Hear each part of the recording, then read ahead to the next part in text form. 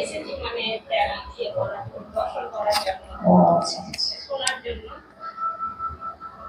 শুনে মন ভরেনি। ভালো লেগেছে, খুব ভালো। আচ্ছা আচ্ছা, শুনবেন সৎসঙ্গ, শুনবেন সৎসঙ্গ। ফোনে তো আমাদের প্রত্যেকদিন আসে, সৎসঙ্গ শুনবেন, নাম জপ করবেন, বাচ্চাকে পড়াবেন, নিজেরাও করবেন, শুদ্ধ আহার করবেন। হ্যাঁ, আহার শুদ্ধ রাখতে হবে, আহার শুদ্ধ না থাকলে কিচ্ছু হবে না। আহার শুদ্ধ করতেই হবে। আর এটা আসবে কোথা থেকে? ওই মানে ওই যে বললাম, তার জন্য যে পাওয়ারটা চাই সেটা হচ্ছে সৎসঙ্গ আর নাম জপ। বাচ্চাকে একটা কাউন্টার মেশিন কিনে দেবেন, বা মালা যদি থাকে মালাতে বাচ্চাকে রাধা রাধা রাধা রাধা এখন থেকে শেখান। তারাই তো বড় হলে বড় হবে, তারা এই এই এখন থেকে তারা ভগবানের নামের সঙ্গে যুক্ত হয়েছে। অনেক বড় কৃপা, এগুলোই তো কৃপা।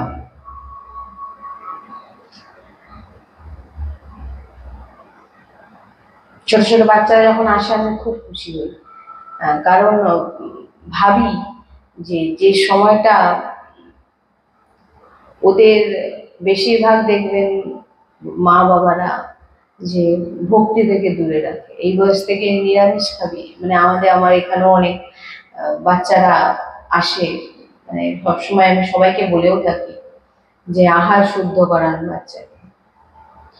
যদি ভাবেন যে এখন থেকে আহার যদি নিরামিষ খাইয়ে দিই বড় হলে কি হবে, এই সমস্ত চিন্তা, কারণ তাহলে আপনি মালিক হয়ে যাচ্ছেন, তাহলে আপনি কর্তা হয়ে যাচ্ছেন। যদি আপনি কর্তা হয়ে যেতেন তাহলে আপনি যদি নিজেকে মানে আপনি যদি সত্যিকারের তার কর্তা হতে এই শিশু, তাহলে বাচ্চা যে যে জ্বরে কষ্ট পাচ্ছে, বিভিন্ন রকম রোগ হচ্ছে, তাহলে তো আপনি তাকে উদ্ধার করে ফেলতে পারতেন।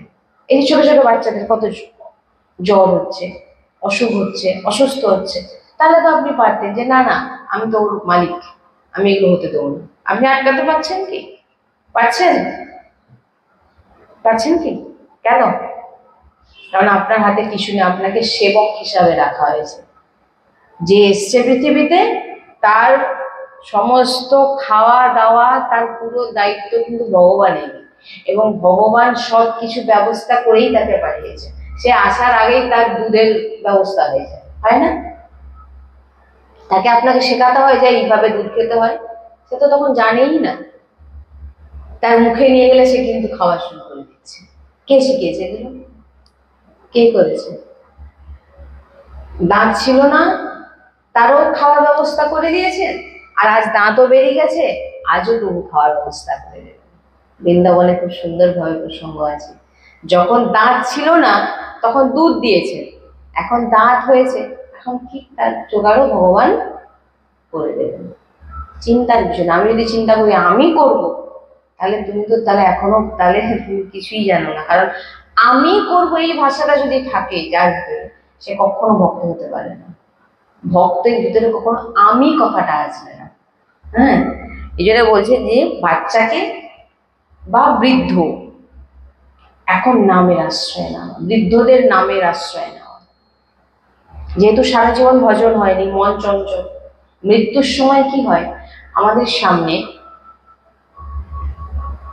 যেমন আপনাদের সারাদিন দেখবেন আপনারা যা যা করে রাত্রে যখন শুতে যান তখন আমাদের স্বপ্ন দেখি না আমরা, সে ছোট বাচ্চারাও দেখে সারাদিন যা করে দেখবেন ঘুমন্তায়। সেই রকম সারা জীবন আমরা যা যা কিছু করি, মৃত্যুর সময় আমাদের সেইগুলো দেখানো হয়, পুরো টিভির মতো চলে। আমরা যেগুলো গুরুজির শ্রীমুখে শুনেছি, আর সেইগুলো আমরা দেখতে থাকি, ভাবতে থাকি, আমাদের প্রাণ চলে যায়। আর সেই অনুযায়ী আমাদের আবার কিন্তু এই কষ্ট জায়গায় আমাদের কোন মাতৃগর্ভে যাব ঠিক নেই, কুকুর ছাগলের মায়ের গর্ভে যাব না কি পতঙ্গের যাব কি জানি না, আবার আসতে হয় চিন্তা ভাবনা অনুযায়ী। এই কারণে বলছি যে বৃদ্ধ যদি হয়ে যাও, 80 বছর 85 বছরের বৃদ্ধরা গুরুজির কাছে জিজ্ঞাসা করছেন কি করবো এখন, সারা জীবন তো ভোগে গেছে, রোজগারে গেছে, সংসারে গেছে, এখন কি করবো? বলে এখন তোমার একটি মাত্র কাজ হচ্ছে, কিচ্ছু করতে হবে না, শুধু নাম জপ করো দিন রাত। যদি অন্তিম হয়তো রাধা বলে আপনার প্রাণটা চলে গেল, আপনার ভগবত প্রাপ্তি হয়ে যাবে। সারা জীবন যা কিছু করুন না, কি বলছি বুঝতে পেরেছেন তো? বৃদ্ধদের জন্য নাম জপ, শুধু নাম জপ, শুধু নাম জপ। নাম জপ সবার জন্য, কিন্তু বৃদ্ধ যিনারা তিনারা তো এখন আর অন্য কিছু করার সামর্থ্য নেই তিনাদের। আর যারা অল্প বয়স থেকে শুরু করে ভজন শুরু করে, বলছেন তাদের আর ভজন বৃদ্ধ বয়সে করতে হয় না, তাদের রোম রোম করে। কি বললাম বোঝা যাচ্ছে না মনে হয়? তাদের রোম রোম রাধা রাধা বলে। কেন না, সারা জীবন তারা যা যা করেছে, সারা জীবন সে রাধা রাধা বলে এসছে, তার এক একটা রোম রোম রাধা রাধা বলছে, তাকে আর ভজন করতে হয় না। কিন্তু যে সারা জীবন সংসারকে ভজন করেছে, সে মৃত্যুর সময়ও সংসারকে ভাবনা চিন্তা করে।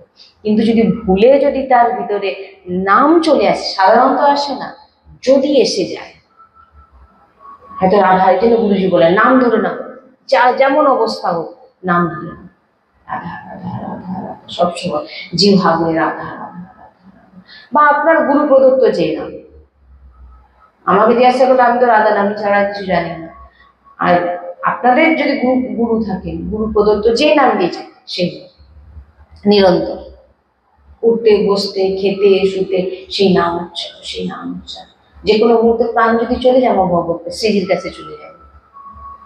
আর না হলে কি হবে, যে বললাম সারা জীবন পরিবার পরিজন এটা সেটা চিন্তা ভাবনা, রোজগার টাকা পয়সা এই ভেবে ভেবে নিজেকে কর্তা ভেবে রাজা ভেবে সারা জীবন কাটিয়ে অন্তিম সময় আপনাকে পুরো টিভি দেখানো হবে কি কি করেছে, কারণ আপনাকে তো তখন আর সুযোগ দেওয়া হবে না ভজনের। এই কারণে বলছেন নাম জপ করেছে।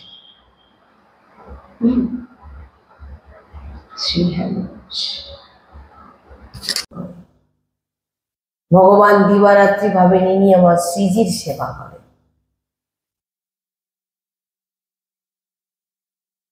তুমি কি জানো রাধা নামের মহিমা? অনেকে বলে রাধা রাধা করে, বলে তুমি যদি রাধা নামের মহিমাটা বুঝতে, তুমি যদি রাধা নামের যে গুরুত্ব বুঝতে,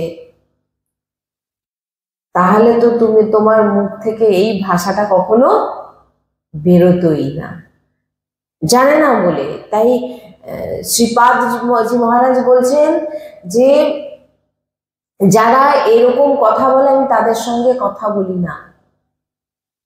কেন এই কথা বলছেন?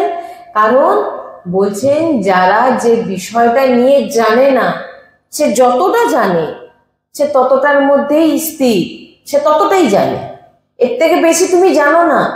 তাই এখন যেটা করছো সেই উপাসনাটাকে মন দিয়ে করো, তখনই তুমি এই উপাসনার আর এই রাধা নামের মহিমা তুমি তখন বুঝতে পারবে। তাই এমন ব্যক্তিদের সঙ্গে আমরা কথাও বলতে চাই না। সর্বোপরি মেরি রাধা, জগৎ ভগবানকে ভজনা বলছেন। বারবার মালা ঘোরাচ্ছেন, বারবার মালা ঘোরাচ্ছেন, আর একবার বসে রাধা নামকে দেখছেন। একবার রাধা নামকে দেখছেন বসে, আপনি দেখছেন নাকি? গুরুজি বলছেন বারবার মালা চালাচ্ছ সারাদিন, আর একবার রাধা নামকে দেখছো বসে। তুমি দেখছো না, তুমি দর্শন করছো লাগলে। রাধা নাম দেখছো মানে কি? নেত্রের সামনে রাধা নাম কি লেখা, এই যে দেখছেন নেত্রের সামনে, আপনার সামনে কিছু লেখা নেই, আপনি এমনি বসে আছেন, কিন্তু আপনি যখন তাকিয়ে আছেন আপনি রাধা নাম লিখছেন, তাকিয়ে আছেন রাধা নাম লিখছেন, বন্ধ করছেন রাধা নাম লিখছেন। এই যে স্থিতিটা, এই স্থিতিটাই হচ্ছে শ্রীজির সঙ্গে জুড়ে থাকা। পরিষ্কার ভাবে, মানে আমরা যেটা সাধন ভজন জানতাম সেটা এক জায়গা পর্যন্ত। শ্রী রাধাবল্লভজি যে বৃন্দাবনে মন্দির, তিনার যে হরিবংশ মহাপ্রভুর যে পরম্পরায় যিনি এখন সেবাতে আছেন, সেই গোসাইজি বলছেন, গোসাইজিকে জিজ্ঞাসা করছেন যে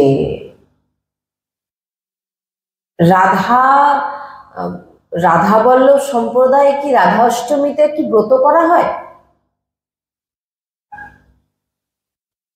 তখন তিনি বলছেন যে এই উপাসনা মার্গ টোটালি অন্য, এ অনেক রহস্য, অনেক গুপ্ত। সত্যি কথা বলতে আমি রাধা বল্লভজি রাধার মানে জানতামই না কিছু। আজকে যদি এই যে কথাগুলো বলতে পারছি না, এটা শুধু রাধারানীর কৃপাতে। আমি কিচ্ছু জানতাম না, আর কোনোদিন ভাবিও নি এই সমস্ত কিছু চর্চা করব, এই মার্গে আসবো। এগুলো সব ওই যে বলে না, জোরে যেন দড়ি বেঁধে কেউ টানে বলে না, ওই রকম।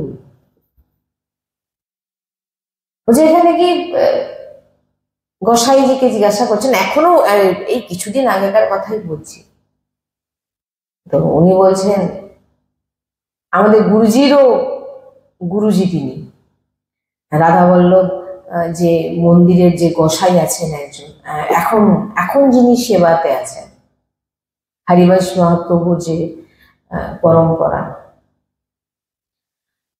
কত পরম্পরাটা ঠিক 18 ঠিক খেয়াল হচ্ছে না, যাই হোক। তো তিনি বলছেন যে আমাদের সম্প্রদায়ে কোনো ব্রত নেই, রাধা অষ্টমীরও ব্রত নেই। আমরা ওই দিন তো শ্রীজিকে ভোগ লাগাই। আমাদের কাছে কি রাধা অষ্টমী, কি জন্মাষ্টমী, কি অন্য কোনো বার, কোনো ব্রত নেই। কেন?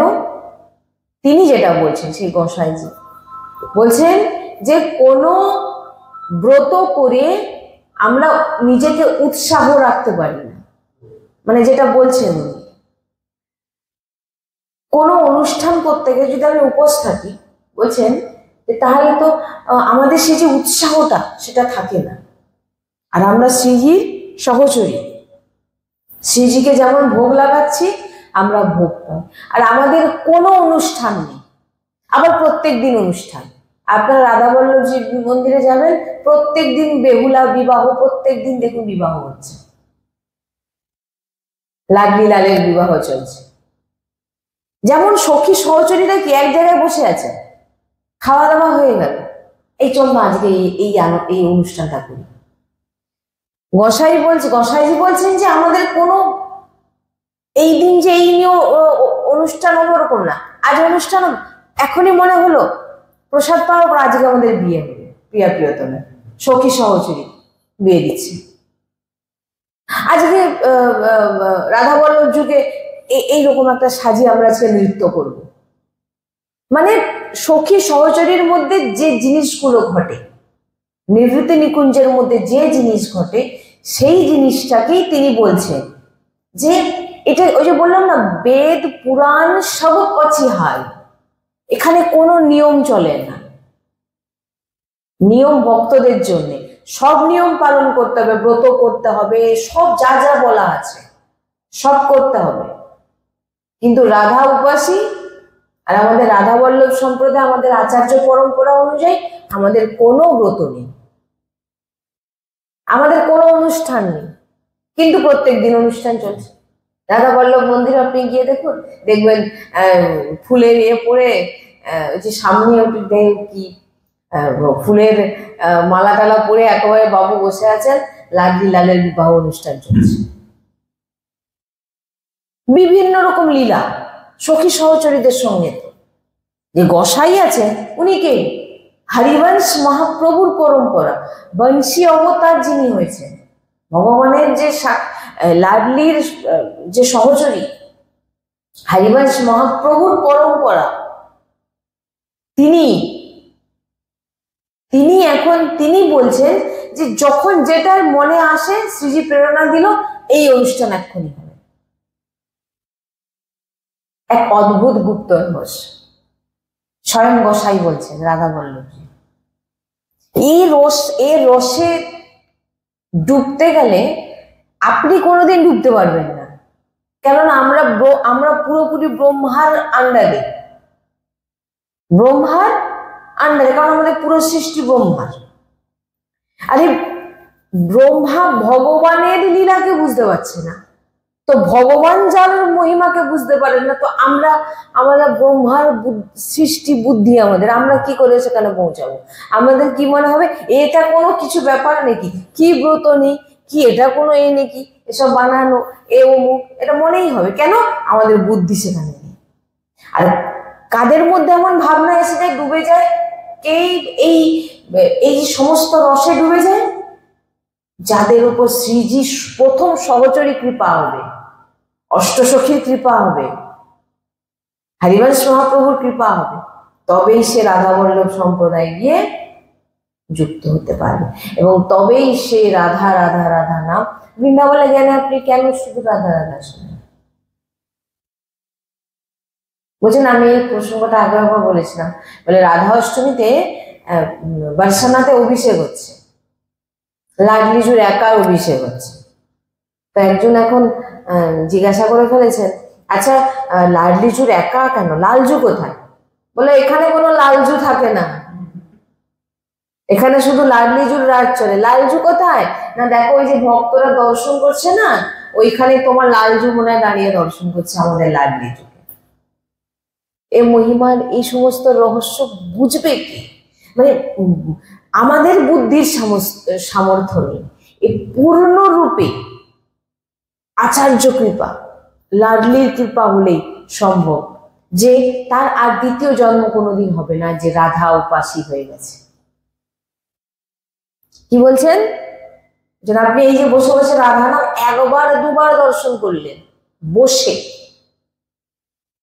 বলা ভালোই আপনি সারাদিন মালা ঘুরাচ্ছেন, বসে বসে শুধু এই যে দর্শন করছেন, আপনার ডাইরেক্ট শ্রীজির সঙ্গে কানেক্ট, দেখছেন রাধা নাম আপনার বুদ্ধিতে, আপনার চিত্তে, আপনার নেত্রে, আপনার শ্রবণেন্দ্রিয়ে, প্রত্যেকটা জায়গার নাম ডুবে আছে পূর্ণরূপে। সারাদিন যা করছেন ওইটা আপনার সব হয়ে গেল। গুরুজি বলছেন, যখন আমার গুরুজি তো অনেক বড় মহাপুরুষ হয়েছে, বা এখনো তিনি পূর্ণরূপে লাডলি, আর আমরা লাডলি, আমাদের গুরুজি আমাদের কাছে লাডলি। তো গুরুজি শিব উপাসনায় ছিলেন, এবং তিনার যা যা সংস্কার সব কিছু, গায়ত্রী মন্ত্র থেকে সব, তিনি যখন বৃন্দাবনে আসলেন কোনো প্রেম উপাসনা সম্পর্কে জানতেনও না, বৃন্দাবনের সম্পর্কেও জানতেন না, আর সেরকম কোনো ইচ্ছা, কারণ তিনি ছোট মানে একদম অল্প বয়স থেকে শিবের উপাসনা করে এসেছেন। তিনি যখন এসেছেন রাধা বল্লভজির কাছে এসে বসেছেন যে রাধা বল্লভ উপাসনা আমাকে কি করতে হবে, তখন গোসাইজি বলছেন রাধা বল্লভ উপাসনা তোমাকে কিচ্ছু করতে হবে না, শুধু তোমাকে দিয়ে দিতে হবে। কি বলছে? তোমাকে কিছু করতে হবে না, তুমি নিজেকে দিয়ে দাও। নিজেকে দিয়ে দাও মানে নিজের কি কে দিতে বলছে? নিজের পূর্ণরূপে চিত্তবৃত্তিকে দিয়ে দাও, আর তোমাকে কিচ্ছু দিতে হবে না। ভক্তি সাধন ভজন এটা যদি বলেন এটাই সব জেনে নিন, নিজেকে দিয়ে দিন প্রভুর চরণে। ওই যে পিতামহ ভীষ্ম ভাগবত বলছেন যে আমার এই বুদ্ধি যেন আপনার চরণে থাকে, নাহলে আমরা তো নিজেরাই বুদ্ধি খেলাচ্ছি, ভগবানের সঙ্গে কোথায় যুক্ত? নিজেরা কিছু একটা করে ভগবানকে পেয়ে মানে প্রাপ্তি করে নেব, আমাদের ভিতরে এমন ভাবনা, মালা জপ করে প্রাপ্তি করে নেব, তীর্থে গিয়ে প্রাপ্তি করে নেব, মানে কি বলটা আমার। হিরণ্যকশিপু এমন ব্রত মানে এমন তপস্যা করেছিলেন, ব্রহ্মাকে বাধ্য হতে হয়েছিল বর প্রদান করতে।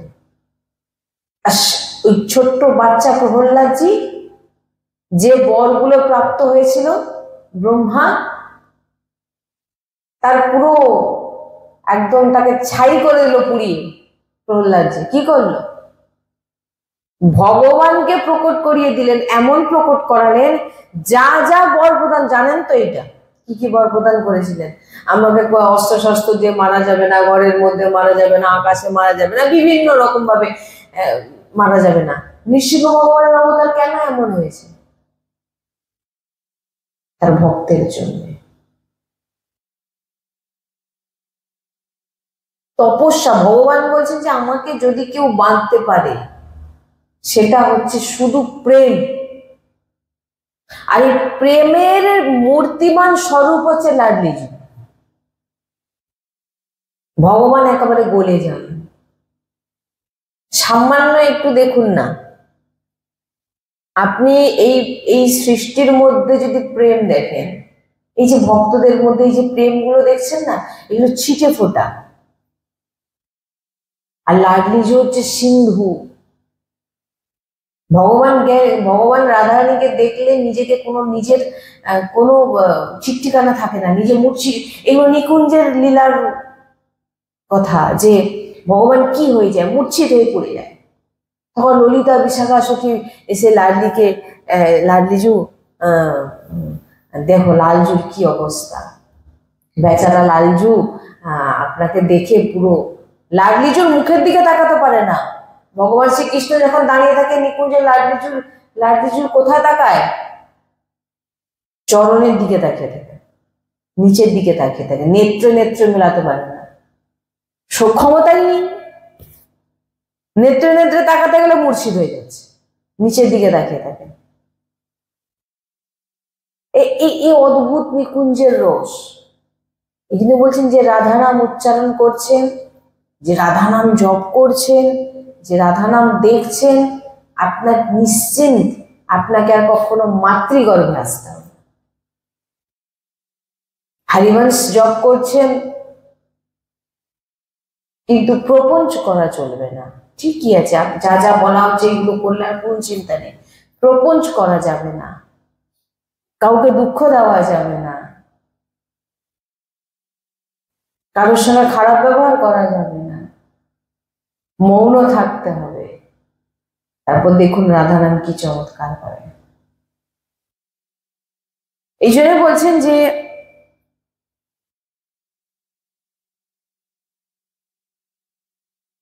এই আমরা যখন প্রথম এই মানে এই রাধা বল্লভীর সম্পর্কে ধীরে ধীরে জানতে পারলাম, গুরুজি দেখছি রাধা বল্লভজির যে এখন গোসাই আছেন, পরম্পরা অনুযায়ী হরিবংশ মহাপ্রভু, তিনাদের চরণ ইত্যাদি পুজো ইত্যাদি করছেন। আমরা ভাবতাম যে ইনি তাহলে কি? গুরুজি যদি এমন হয় তাহলে গুরুজি যিনাকে পুজো করছেন তিনি কে? একটু চিন্তা করবেন।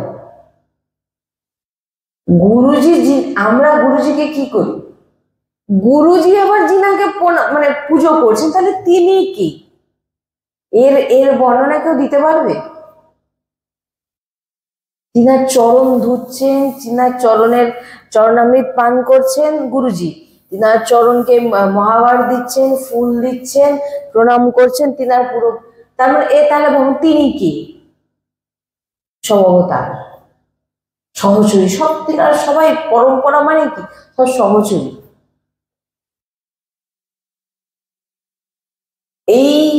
এই জন্য বলছেন যে যতক্ষণ না আপনি এমন ভাবে এই সমস্ত রসময় চর্চা যিনারা করেন, তিনাদের সঙ্গ না করলে আপনি এইসব বিষয়ে কিছু জানতে পারবেন না। রাধা কৃষ্ণ নাম আমরা আগে ছোটবেলা থেকে নিইনি, রাধা মাধব, রাধা কৃষ্ণ, হ্যাঁ হ্যাঁ, রাধেশ্যাম, রাধা গোবিন্দ নিয়েছি, কিন্তু রাধা কি সেটা কখন জেনেছি? যখন কোনো বৃন্দাবন উপাসনার সঙ্গে জুড়েছি। তাহলে কিন্তু আমরা সবাই গোবিন্দকেই চিনি। গোবিন্দ ছাড়া আমি ছোটবেলা থেকে ভগবানই সব, রাধারানী কি ভগবানই সব, ভগবানের সঙ্গে রাধা কৃষ্ণকে প্রণাম করছে। কোনোদিন রাধারানীকে স্পেশাল ভাবে নয়, মেন উদ্দেশ্যটা, দৃষ্টিটা আমাদের ভগবানের দিকেই থাকতো। কিন্তু যবে থেকে আপনি না, আমার জীবনে তো অদ্ভুত কিছু কাহিনী আছে, আমি এগুলো বলেওছি আগে, যে আমি কিভাবে রাধা রানীর সঙ্গে জুড়েছি। সেটা কখন? আপনাকে যখন রাধা রানী টানবে, নাহলে দেখুন না, আপনি বেরিয়ে পড়ুন, রাধা কৃষ্ণ সবাই বলছেন, কিন্তু তার আসল যে দৃষ্টিটা কার দিকে থাকে? ভগবানের দিকে। ভগবানের দিকে দৃষ্টিটা, ভগবানের দিকে, গোবিন্দের দিকে। গোবিন্দ যা করে। কি বললাম? বুঝতে পারছেন? বুঝতে পারেন? মানে কি, আমরা যখন আগে যখন আমরা বৃন্দাবন উপাসনার সঙ্গে যুক্ত ছিলাম না, আমরাও রাধা গোবিন্দ বলতাম, আমরাও রাধা কৃষ্ণ বলতাম, কিন্তু আমাদের উদ্দেশ্যটা কি ছিল? ভগবানকে পাওয়া। রাধা রানীকে পাওয়ার উদ্দেশ্য আমাদের ছিল না, ওই ভগবানের দিকে আকর্ষণটা বেশি ছিল। কিন্তু যখন বৃন্দাবনের রসময়ী চর্চা শুনলাম সহচরীর শ্রীমুখে, সহচরীর শ্রীমুখ থেকে যতক্ষণ না আপনি রাধা নাম শুনবেন, আপনার রাধা নামে কোনোদিন প্রীতি হতে পারে না। কি বললাম? যখনই আপনি রাধা রানীর সহচরী শ্রীমুখ থেকে রাধা নাম শুনলেন, তার মানে হচ্ছে সেই সহচরী আপনাকে গ্রহণ করে নিয়েছে। আর সহচরী পাস করলে রাধা রানী তাকে পাস করে। কৃপা, আপনাকে রাধা রানী টানছে। সহচরী কে? রাধা রানী, আলাদা কেউ নয়। যে এত মহাপুরুষ দেখছেন, আমি তো সব যখন গোসাইজিকে দেখি, আমি খালি ভাবি ইনি কি, দেখি ভাবি সাক্ষাৎ নিকুঞ্জের দর্শন। গুরুজি, ইনি তো সে নিকুঞ্জে। গুরুজিকে যখন দেখি, সব কি, এনারা কি, সামনে বসে আছে, ট্রাকে দেখছেন। আমাদের দৃষ্টিটাই সবকিছু। আমরা যদি ভাবি না মানুষ, এই তো বৃন্দাবনে বসে আছে, আমাদের দৃষ্টিটা এটা, যে উনি তাহলে কে? তাহলে সহচরী বলতে ইনিই সহচরী, ইনাকেই দর্শন করছি, করবো নয়, করছি। কোন রাধা উপাসনায় সহচরী ভাবে যিনি নিজে, মানে যিনারা রসিকজন আছেন, তিনারা কি? তিনারা নিকুঞ্জেরই সহচরী। আর তিনাদেরকে দর্শন করছেন মানে আপনার সহচরীর দর্শন হচ্ছে। গুরুজিকে একজন বলছেন যে আমি রাধা নাম করছি। গুরুজি বলছেন তুমি করছো না, আমি রাধা রানীর শরণাগত হতে চাই, আমি শরণাগত হতে চাই। তখন গুরুজি বলছেন তুমি যে এই যে বলছো না রাধা নাম নিতে চাই, রাধা নামের শরণাগত হতে চাই, এটা তোমাকে শ্রীজি টানছে, তোমার কিছু নেই এখানে, শ্রীজি টানছে। তবেই তোমার ভিতরে প্রেরণা চাইছে না আমি রাধা রানীর হব, আমি রাধা রানীর নাম জপ করবো, আমি রাধা রানী, মানে এরকম ভাবনা আসবে না ভিতরে। বুঝতে পারছেন না? এগুলো বোঝার জন্য কৃপা প্রভাব। শরণাগত আমি হব, আমি রাধা রানীর হব, আমি লাডলির হব, আমি রাধা রানীর দাসী হব, এই যে ভাবনাটা কখন আসবে আপনার ভিতরে? যখন রাধা রানী দেবে, নাহলে এরকম ভাবনাও আসবে না। কি বলছি? রাধা রানীকে আপনারা কি ভাববেন না যে যেখানে অখিল ব্রহ্মাণ্ড নায়ক ভগবান শ্রীকৃষ্ণচন্দ্রজু, যিনি নতমস্তক হয়ে যান, যিনার চরণ নিয়ে অখিল ব্রহ্মাণ্ড নায়ক ভগবান শ্রীকৃষ্ণ নিজের মস্তকে রাখেন, নিজের হৃদয়ে রাখেন, নিজের নেত্রে ছোঁয়ান, তিনি হচ্ছে সেই রাধা রানী। সেই রাধা রানীকে জানার জন্য রসিক সঙ্গ করতে হবে, বৃন্দাবনকে ভালোবাসতে হবে, বৃন্দাবনে রজ লাগাতে হবে, রাধা রাধা জপ করতে হবে।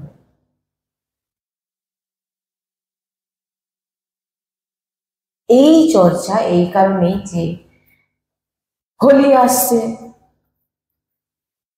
এই হোলিতে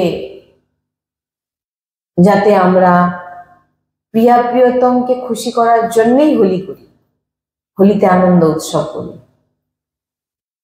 হোলি মানে এই নয় যে আজকে পার্টি শুরু হয়ে গেল, হোলি মানেই এখন শুরু হয়ে গেল। হোলি মানে আনন্দ মানে অন্য আনন্দ। কিন্তু হোলি মানে আপনি বুঝুন, হোলিতে ভগবানের ভজনে ডুবে যান, সারাদিন প্রিয়া প্রিয়তমকে রং লাগান, প্রিয়া প্রিয়তমের সেবা করুন, প্রিয়া প্রিয়তমের সঙ্গে ভাবনায় বসে যান আপনি বৃন্দাবনে আছেন, বৃন্দাবনে প্রিয়া প্রিয়তম কিভাবে হোলি খেলছে দর্শন করছেন, আমি সেই হোলিতে বিরাজমান, আমি প্রিয়া প্রিয়তমের সেই অঙ্গে স্পর্শ করা যে হোলি, সেই রং পড়ে আছে, আমি সেইগুলোকে নিয়ে আমি নিজে আমার মস্তকে লাগাচ্ছি। এই আপনার হোলি খেলা। বাইরে গিয়ে ফুর্তি আমোদ করে এটা কিন্তু ফুর্তি হচ্ছে, কি বললাম, এটা কিন্তু প্রকৃত হোলি নয়। কি বললাম, বোঝা যাচ্ছে হোলির মানে কি? হোলি মানে এটা বুঝবে, প্রহ্লাদজির আনন্দে হোলি হচ্ছে। এই জন্য বলছেন যে এই সবসময় আমাদের চিন্তনের মধ্যে যদি এই নাম থাকে, লাড্ডুজির নাম বারবার স্মরণে আসছে, বারবার স্মরণে আসছে, রাধা রাধা বারবার স্মরণে আসছে, বারবার দেখছেন, বারবার চিন্তন করছেন, এইটাই আপনার ভজন। এই স্থিতি সারাদিন মালা ঘুরেও এই স্থিতি আসে না, যদি এমন স্থিতি এসে যায়। কারণ এমন স্থিতি কেবল আর কেবল শ্রীজির কৃপাতেই সম্ভব, যে রাধা নামকে দর্শন করছে, দেখছে যে শ্রীজি দেখাচ্ছে, শ্রীজি করাচ্ছে। বোঝা গেছে? শ্রী রাধা বল্লভ লাল কি জয়, শ্রী হরি বংশ। राधे राधे राधे राधे राधे राधे राधे राधे राधे सद्गुरुदेव भगवान की जय, सद्गुरुदेव भगवान की जय, सद्गुरुदेव भगवान की जय जय जय श्री